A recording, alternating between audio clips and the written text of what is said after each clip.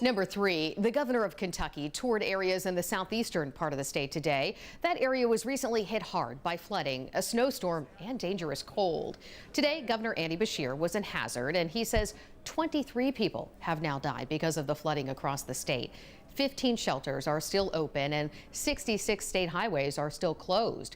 The governor also says more than 200 state highways will need to be fixed.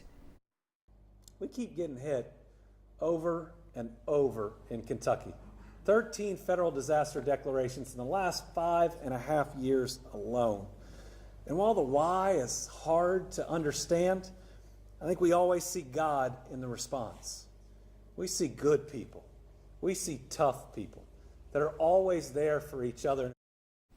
The governor also said workers at several government agencies are teaming up to help get rid of debris across the state.